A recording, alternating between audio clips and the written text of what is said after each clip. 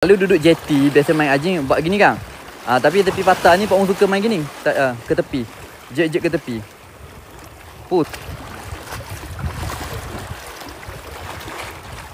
Oh, strike pula. Okey, strike pula. Oh, sedap. Ni kau tak punya drag ah. Kita pastikan apa? Strike pula mah. Strike pula dah. Ikan dia tau. Oi.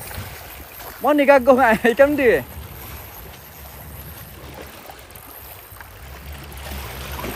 Tak nampak ikan. Oi. Ikan lain bukan aduh. Mana ikan? Tak nampak ikan. Oh, kapur. Patut gagah nak terik. Ikan kapur. Ikan kapur guys, ikan kapur. Pakai SP baby worm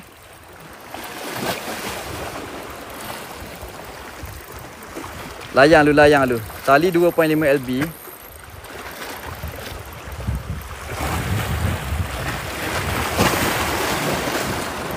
Nampak ikan dah lain, nampak tak?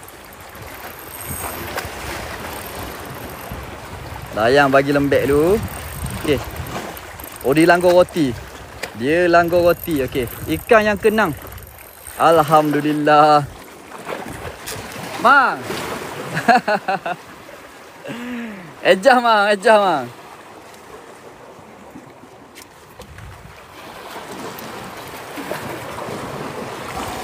Okey, ikan yang ke-6. Oi, besar juga.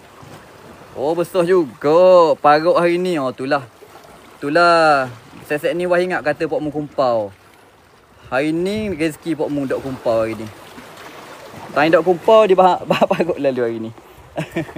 Rezeki turun lewat.